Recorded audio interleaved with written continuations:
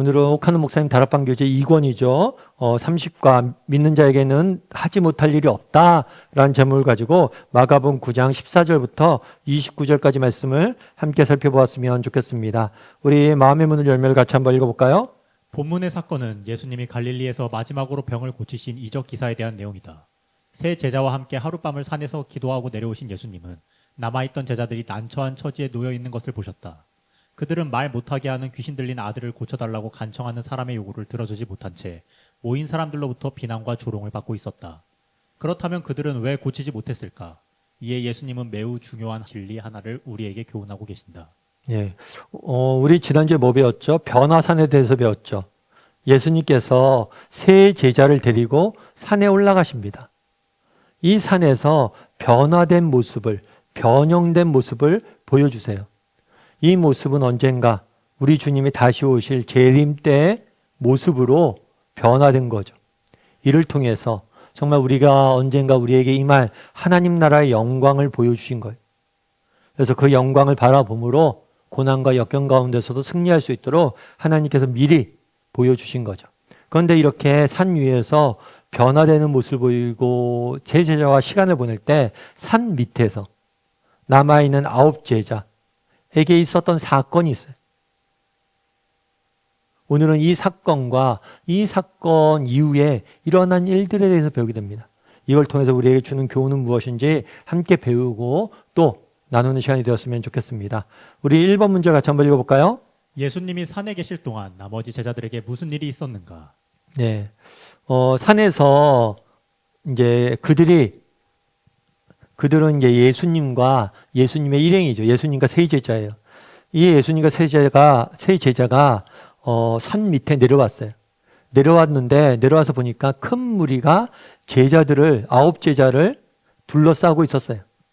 그리고 서기관들이 그들과 더불어 변론하고 있었어요. 논쟁하고 있었어요. 그럼 무엇을 논쟁하고 있었을까요? 그 당시에 유대 종교 지도자들에게 예수님과 예수님의 제자들은 눈의 가시였죠. 그런데 이 눈의 가시였던 예수님과 예수님의 제자들이 귀신 들린 사람을 제자들이 못 고친 거예요. 그러니까 무능이 드러난 거죠. 그러니까 이게 기회다 생각해서 엄청난 공격을 했던 것 같아요. 그래서 이 공격으로 인해서 여러 가지 논쟁이 일어나고 있었던 거죠. 그런데 이렇게 논쟁이 일어났을 때 예수님을 보고 사람들이 와서 이제 놀라고 문안을 한 거죠. 그래서 예수님께서 물은 거예요. 너희는 무엇을 때문에 이렇게 논쟁 중에 있느냐라고 물은 거죠. 그러자 무리 하나가 대답하되 뭐라고 이야기했냐면 선생님, 말 못하는 귀신 들린 내 아들을 선생님께 데려왔나이다. 귀신이 어디서든지 그를 잡으면 거꾸로져 거품에 흘리며 이를 갈며 그리고 파리에 지는지라 내가 선생님들 제자들에게 내쫓아 달라고 하였으나 그들이 능히 하지 못했나이다. 무슨 얘기냐면 예수님이 안 계실 때 병을 고쳐달라고 귀신 들린 아들을 데려온 한 사람이 있었던 거예요. 그런데 예수님이 없잖아요. 그러니까 예수님이 없으니까 누구에 부탁했어요? 제자들에게 부탁을 했어요. 그런데 제자들이 뭐 한 거예요? 능히 하지 못한 거예요. 그럼 제자들은 왜 하지 못했을까요? 우리 2번 문제 같이 한번 읽어볼까요? 예수님이 그 자리에 계시지 않은 것을 알고도 제자들에게 아들을 고쳐달라고 한 이유가 어디에 있었을까? 마가복음 6장 7절 13절을 가지고 설명해 보라. 마가복음 6장 7절 13절은 어떤지 하면 예수님께서 12제자를 전도 여행을 보내실 때 예수님께서 12제자를 전도 여행을 보내시면서 이렇게 하셨거든요. 12제자를 부르사 둘씩 보내시며 더러운 귀신을 제어할 권능을 주시고 전도 여행을 보내실 때 권능을, 능력을, 권세를 주셨어요. 그런데 권세를 주셨는데 뭐냐면 귀신을 내쫓을 권세를 주신 거예요. 그리고 13절에 보면 이제 전도여행 후에 보고를 합니다. 보고를 하는데 많은 귀신을 내쫓으며 병자를 고쳤다라고 이야기를 해요. 둘씩 보내시면서 하나님께서 능력을 주신 거예요. 권능을 주신 거예요. 그런데 실제로 그 권능을 가지고 뭘 했어요? 귀신을 내쫓고 사람들 고쳤다라고 이야기를 한 거죠. 그러니까 이미 귀신을 내쫓은 적이 있었던 거예요. 그러니까 예수님뿐만 아니라 예수님의 제자들도 귀신을 내쫓더라라는 소문이 났겠죠. 이 소문을 듣고 뭘 한 거예요? 고쳐달라고 부탁을 한 거죠. 그런데 누가복음에서는 또 어떤 일이 있냐면 예수님이 전도 여행을 성경에 명확히 기록된 거는 12제자를 보낼 때가 있었고 70인을 또 보낼 때가 있어요. 70명의 제자. 그러니까 예수님을 따르는 제자 그룹이 12명이 있고 또 12명과 함께 70명이 있고 또 120명 많게는 이렇게 함께 항상 따라다녔던 것 같아요. 그래서 나중에 가룟 유다가 죽은 다음에 유다의 자리를 대신할 사람을 이 120명, 항상 예수님 처음부터 쫓아낼 때 120명 중에서 뽑잖아요. 그러니까 12명 외에도 예수님을 따라다니는 제자 그룹이 있었던 거죠. 그래서 그 70명은 제자들을 뭐예요? 전도 여행을 똑같이 보냈어요. 그랬을 때 70명이 돌아와서 뭐라고 이야기해요? 주여, 주의 이름이면 귀신들도 우리에게 항복하나이다. 예수님의 이름으로 귀신을 내쫓았던 거예요. 그 12명의 제자들이 12명을 파송했을 때도 그렇고 70명을 파송했을 때도 그렇고 그 전에 여러 번 뭘 했던 거예요? 귀신을 쫓았던 거예요. 내쫓았던 거예요. 그러니까 뭘 한 거예요? 부탁을 한 거겠죠. 그러면 왜 그때는 귀신을 쫓았는데 지금은 못했냐는 거예요. 왜 못했을까요? 우리 3번 문제 같이 한번 읽어볼까요? 제자들이 귀신을 쫓는데 실패한 이유가 무엇인가? 예수님의 말씀에 근거해서 답해보라. 19절을 보면 이렇게 됐죠. 대답하여 이르시되 믿음이 없는 세대여 라고 이야기하죠. 내가 얼마나 너희와 함께 했으며 얼마나 너희에게 참으리요. 그를 내게로 데려오라. 그러니까 제자들이 못 고쳤다는 이야기를 듣고 제자들을 책망하시는 거예요. 뭐라고요? 이 믿음이 없는 세대야. 내가 언제까지 너희와 함께 있겠느냐. 사실 그렇죠. 이 말씀에 대해서 제자들은 잘 몰랐을지 모르지만 언젠가 예수님은 뭐예요? 십자가에 죽으시고 또 부활하시고 또 하늘로 승천하세요. 그러니까 영원히 제자들과 함께 있을 수는 없어요. 물론 하늘에서도 영으로서 우리 함께 하시지만 성령님을 보내서 예수님의 영을 보내서 우리 함께 하시지만 육체적으로는 함께 할 수 없는 거죠. 내가 언제까지 너와 함께 하겠느냐? 그러니까 정말 예수님이 그들과 영원히 함께 할 수 없었어요. 그래서 그들 스스로 정말 이 세상 속에서 악한 세상에서 싸워 이기길 원하셨는데 그러지 못했던 거죠. 그래서 책망을 하셨던 거예요. 그런데 오늘 본문에 보면 뭐라고 해요? 믿음이 없는 세대요 라고 이야기하죠. 믿음이. 결국에 실패한 이유가 뭐가 있어요? 믿음이 없기 때문이라는 거죠. 23절은 뭐라고 되어 있어요? 예수께서 이르시되 할 수 있거든이 무슨 말이냐? 믿는 자에겐 능치 못할 일이 없다라고 얘기해요. 다시 한번 믿음에 대해서 강조한 거죠. 29절은 뭐라고 되어 있어요? 제자들이 나중에 물어요.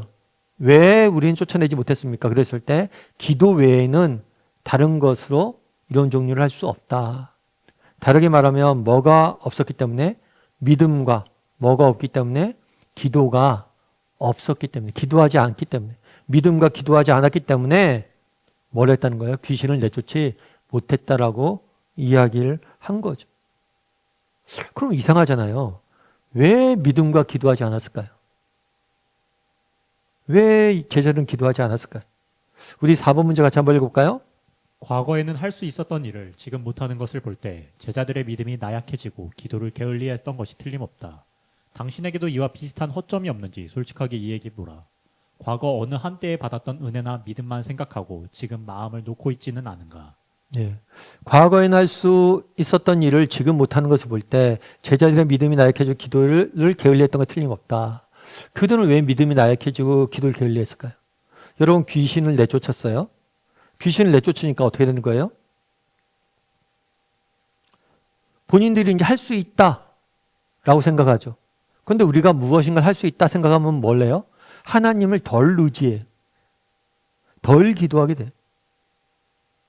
그들이 자신들이 그래서 성공이 되기 위험해요. 여러분 때로는 우리가 어떤 일에 실패하잖아요. 그럼 우리의 믿음이 더 깊어지죠. 더 하나님을 의지하게 되죠. 그런데 우리가 성공해지면 쉽게 뭐 하는 거예요? 교만해지는 거예요. 그날의 제자들이 그랬어요. 과거에 귀신을 쫓아본 경험이 있죠. 그러다 보니까 내가 할 수 있다라고 생각하니까 뭘 해요? 덜 의지하고 덜 기도했던 거예요. 그러다 보니까 실패한 거죠. 그러면 우리는 어떠냐는 거예요. 우리에게도 이와 비슷한 허점이 없는지 솔직히 이야기해봐라 라고 이야기하고 있는 거죠. 여러분 우리에게도 이런 일들이 있을 수 있을까요? 없을까요? 있을 수 있어요. 제가 이제 사랑의 교회 교육자 이제 부교육자를 사역할 때였어요. 사랑의 교회 교육자, 부교육자를 사역할 때 보면 이제 제자 훈련을 합니다. 부교육자들이 이제 제자 훈련을 맡아서 진행을 하는데, 제자 훈련 뭐 저 같은 경우에도 이제 13년 있었으니까 뭐 제자반 뭐 한 해 두 반도 한 적 있으니까 뭐 15반, 16반 이렇게 막 하고 그랬던 것 같아요. 그런데 제자 훈련 할 때 처음에 누구나 처음이 있잖아요. 처음 제자반을 맡아서 훈련시키는 경우가 있잖아요. 그런데 제자 훈련을 처음 맡으면 뭐예요? 경험도 없고 해본 적도 없으니까 되게 힘들 수도 있죠. 근데 사랑의 교회 부교육자 사이에서 재밌는 이야기로 이렇게 이야기로 나왔던 게 뭐냐면, 제자반을 처음 맡으면 첫 해에는 은혜가 있다고. 그런데 오히려 사고나 문제는 언제 생기냐면 두 번째에 생긴다고. 그런 얘기 있었어요. 왜 두 번째 사고나 문제가 생길까요?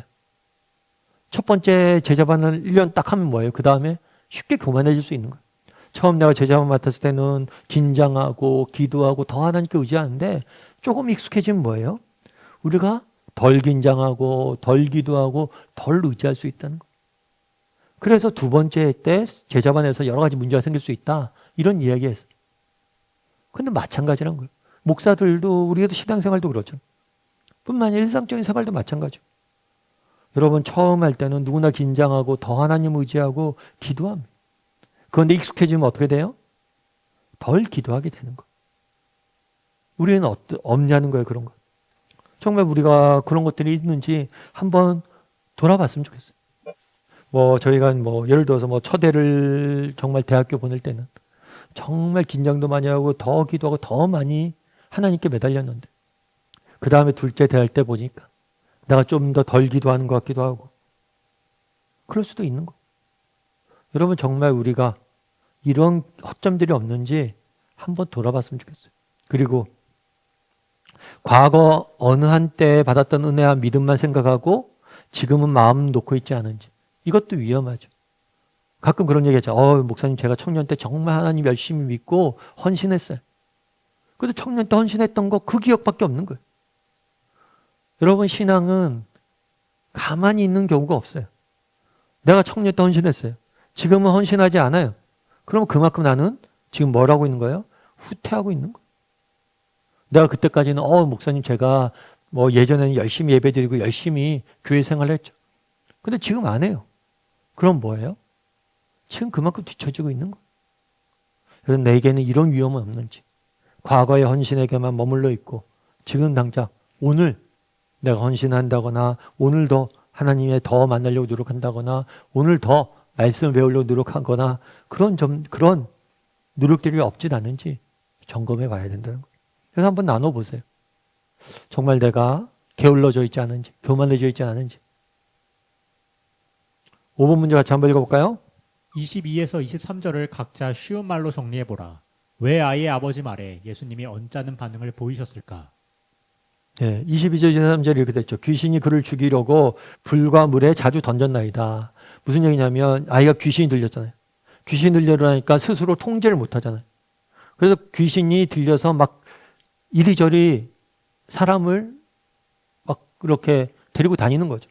심지어는 뭐예요? 불과 물에 그냥 스스로 막 물에 빠지고 불 쏘고 뛰어들려고 그러고, 미쳐서.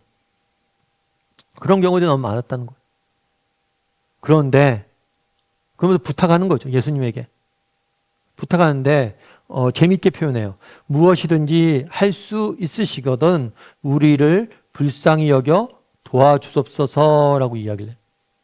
이 아버지의 부탁에서는 우리가 중요한 두 가지 원리를 발견할 수 있어요. 기도의 자세를 발견할 수 있어요. 첫 번째는 뭐냐? 그건 불쌍히 여겨달라는 거예요.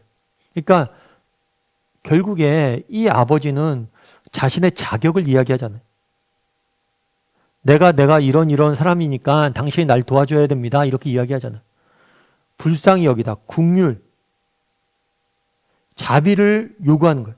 마치 거지가 사람에게 구걸하듯이 저를 불쌍히 여겨서 도와주십시오라고 이야기해요. 이건 기도의 본질이에요. 여러분, 우리 중에서 정말 하나님 앞에서 기도 응답을 받을 만한 자격이 있는 사람이 어디 있어요? 정말 우리 중에서 정말 하나님의 자녀로서 자격이 되는 사람도 없고, 하나님의 자격으로서 어떤 기도 응답을 받을 만한 자격이 있는 사람이 없어요. 그런 사람이 있다면 우리 중에 난 정말 기도응답을 받을 만한 자격이 있어 이렇게 생각하는 사람이 있다면 정말 큰 우선이고 빨리 회개해야 돼. 여러분 우리는 그런 사람들이 없어요. 그런데 이런 면에서 불쌍히 여겨달라는 이 말은 굉장히 긍정적인 자세라고 할 수 있어요.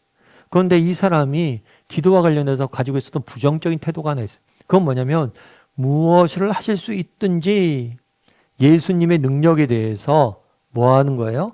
전적으로 신뢰하지 못하는 거예요. 그러자 예수님이 얘기하는 거죠. 이루시되 할 수 있는 것이 무엇이냐? 믿는 자에게는 능치 못할 일이 없다라고 이야기를 하는 거예요. 근데 이 믿는 자에게는 능치 못할 일이 없다라는 게 오해하면 안 돼요. 이 말은 뭐냐면 여러분 능치 못할 일이 없는 건 누구예요? 예수님이에요. 예수님이 전능하시다는 거예요. 지금 이 아버지는 뭐라고 얘기냐면 무엇을 할 수 있거든 예수님의 전능하심에 대해서 의구심을 가지고 있었어요. 그런데 그렇지 않다는 거예요. 예수님은 전능하신 무엇이든지 할 수 있는 분이다 라고 말하는 거예요. 대신에 예수님의 전능하심을 내가 믿는 거예요. 그래서 믿는 자는 능치 못할 일 없다는 것은 마치 믿는 자가 무엇이나 다 할 수 있는 능력이 있다라고 오해하면 안 돼요. 전능하신 분은 누구예요? 예수님이에요. 그리고 우리가 예수님을 믿는 거예요. 결국에 전능하신 예수님을 믿고 전능하신 예수님께서 행하실 것이기 때문에 우리가 무엇이든지 할 수 있는 거예요. 내가 하는 게 아니라 예수님이 하시는 거고 나는 예수님에게 뭘 하는 거예요? 구할 따름이에요. 그래서 정말 우리가 예수님에게 가지고 나서 구한다면 예수님이 전능하신 분이기 때문에 무엇이든지 행해 주실 수 있다. 이 말씀을 하신 거예요.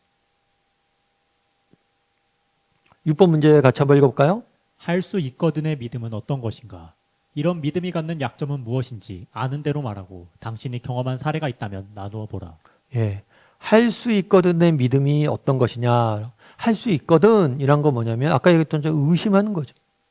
야고보서에도 이렇게 돼 있어요. 오직 믿음으로 구하고 조금도 의심하지 말라. 의심하는 자는 마치 바람에 밀려 요동하는 바닷물결 같다니. 바닷물결이 어때요? 바닷물결이 이렇게 썰물로 들어왔다, 밀물로 들어왔다, 썰물로 빠져나가고 왔다 갔다 하는 거죠. 그런 것처럼 우리가 기도할 때 의심하면 뭐예요? 이렇게 계속해서 흔들린다는 거예요. 그래서 의심하면서 기도하다 보면 이렇게 바닷물결처럼 흔들릴 수밖에 없는 거죠. 여러분 정말 할 수 있거든. 다르게 말하면 예수님께서 이것들을 하실 수 있을까라고 의심을 갖게 됐다고 생각해 보세요. 여러분 의심을 갖고 있으면 기도가 될까요? 안 될까요? 여러분 의심을 갖고 있으면 기도가 될까요? 안 될까요? 여러분 의심이 있잖아요. 그럼 기도 자체가 안 돼요. 예를 들어서 그런 거죠. 내가 뭐 필요한 게 있어요. 근데 우리 아빠가 한테 가져가면 뭐예요? 아빠가 이건 해줄 거예요. 그럼 난 뭐예요? 아빠한테 구할 수 있어요. 그런데 내가 갖고 싶은 게 있고 필요한 게 있어요. 그런데 아빠한테 얘기해도 아빠 우리 안 들어줄 거야. 혹은 내가 갖고 싶고 하고 싶은 게 있는데 뭐예요?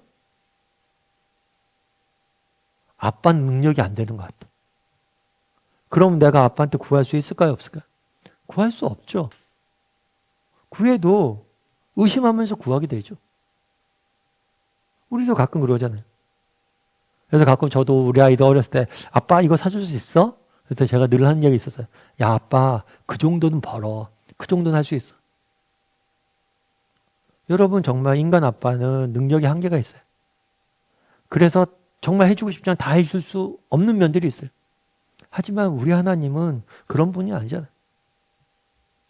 정말 우리보다 지혜로우시고 우리보다 우리를 더 사랑하시고 우리보다 정말 못하실 일 없는 능력 있는 분이시잖아요. 정말 그것을 확신한다면 하나님의 능력을 확신하고 하나님의 지혜를 확신하고 정말 하나님의 사랑을 확신한다면 우리는 무엇이든지 구할 수 있고 무엇이든지 응답받을 수 있는 거예요. 그런데 이것들을 의심하는 순간 뭘 해요? 우리는 기도 자체를 할 수가 없어요. 구하지 않죠. 어떻게 구하겠어요? 그래서 성경에서는 의심하지 말라, 믿음으로 구하고 의심하지 말라. 그래서 기도의 가장 큰 적을 의심이라고 이야기를 해요. 왜냐? 의심하면 기도 자체가 안 되기 때문에. 그래서 정말 우리는 어떤지 한번 돌아봤으면 좋겠어요. 정말 당신이 기도할 때 정말 의심하지 않는지 한번 돌아봤으면 좋겠어요.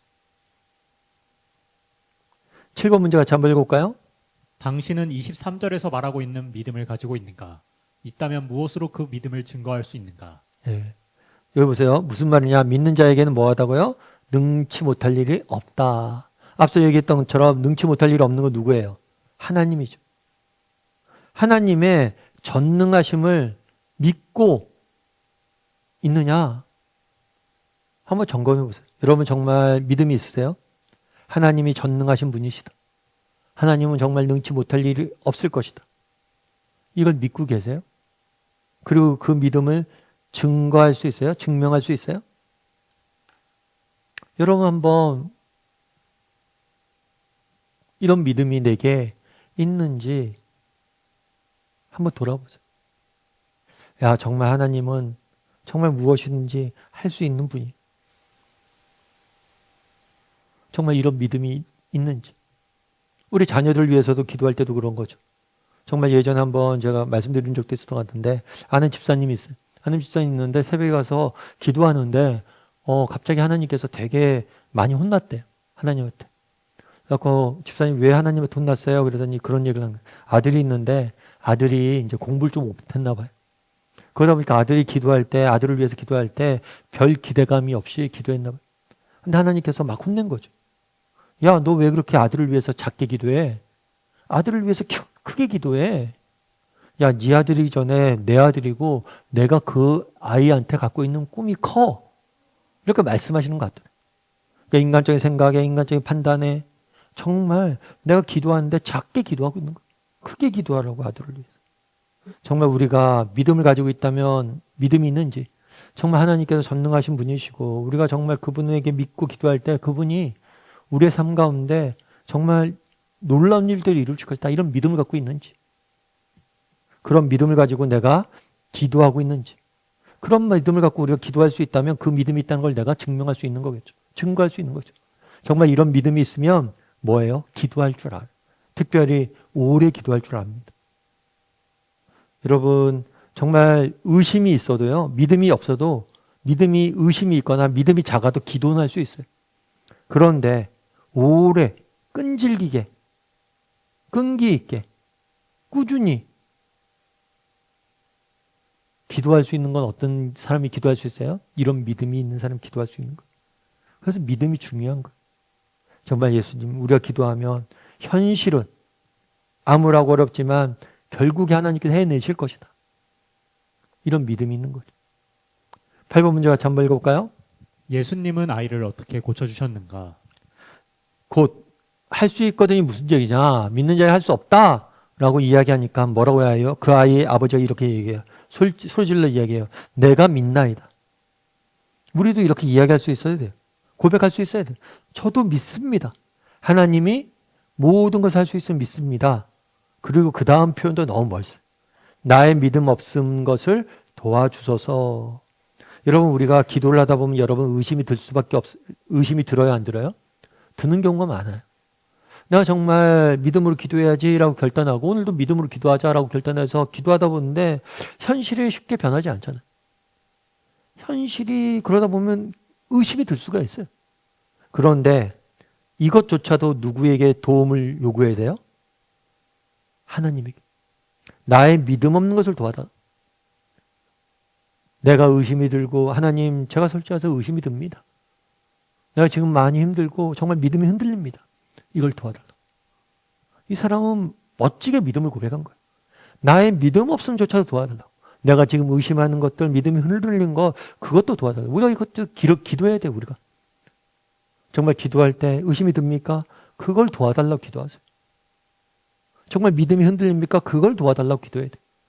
그래서 우리가 계속해서 기도해야 되는 거예요. 그러자 예수님께서 응답하셨죠. 어떻게 응답하셨어요? 우리가 달려와 모이는 것을 보시고 그 귀신을 꾸짖어 이르시되 그 귀신에게 명령하신 거죠. 말씀으로 고치신 거예요. 꾸짖어 이르되 말 못하고 못 듣는 귀신아 내가 내게 명하노니 명령하신 거죠. 말씀으로. 그 아이에게서 나오고 다시 들어가지 말라라고 말씀하셨어요. 그랬더니 귀신이 소리 지르며 아이로 심한 경련을 일으키고 나가니 끝까지 뭘 하는 거예요? 끝까지 저항하는 것을 보게 되죠. 끝까지 자기가 갖고 있는 파괴적 속성을 보이게 되죠. 아이를 끝까지 괴롭힌 거죠.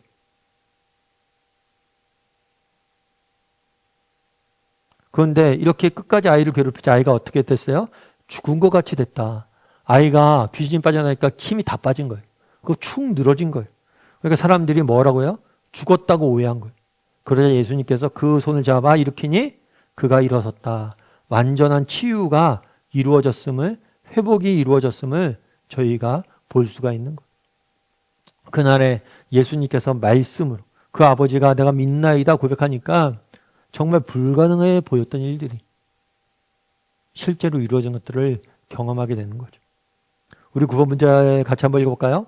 망신을 당한 제자들이 나중에 예수님께 와서 무슨 말을 하였는가? 28절과 29절 말씀도 같이 한번 읽어볼까요? 집에 들어가심에 제자들이 조용히 묻자오되 우리는 어찌하여 능히 그 귀신을 쫓아내지 못하였나이까? 이르시되 기도 외에 다른 것으로는 이런 종류가 나갈 수 없느니라 하시니라. 자기들이 물은 거죠. 왜 자기들은 안 됐을까? 기도 외에는 기도하지 못했기 때문이라는 거예요. 앞서 이야기했던 것처럼 그들은 그럼 왜 기도하지 못했을까요? 어쩌면 그들 안에 교만이 있었을 수 있죠. 과거의 성공이 가져온 교만이 있어서 정말 덜 기도했을지 모르죠. 우리도 여러분 기도할 수 있어야 돼요. 그래서 여러분 정말 저는 정말 그런 거잖아요. 우리가 기도를 언제 우리가 많이 합니까? 고난과 역경이 있을 때, 어려움이 있을 때 기도를 많이 해요. 그런데 정말 우리가 기도를 언제 해야 됩니까? 평온할 때 해야 돼요. 평온할 때. 내가 모든 것을 다 가졌을 때 마치 아무것도 없는 사람처럼, 내가 모든 걸 할 수 있을 때 마치 정말 아무것도 할 줄 모르는 사람처럼. 여러분 우리가 성공 이후에 더 기도해야 돼요.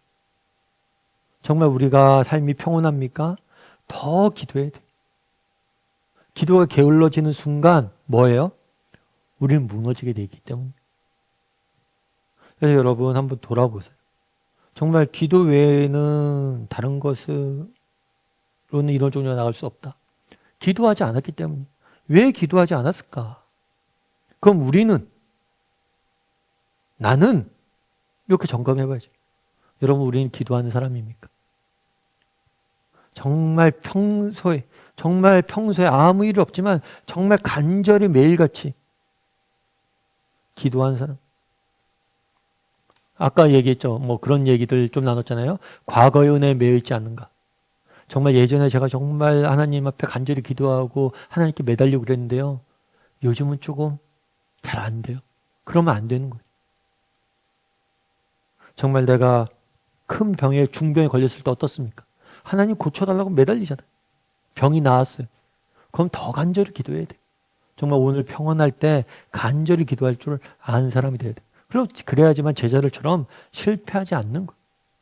그래서 여러분 정말 오늘 기도해야 돼요. 오늘 간절히 기도할 수 있어야 돼요. 삶의 열매를 거두면 같이 한번 읽어볼까요?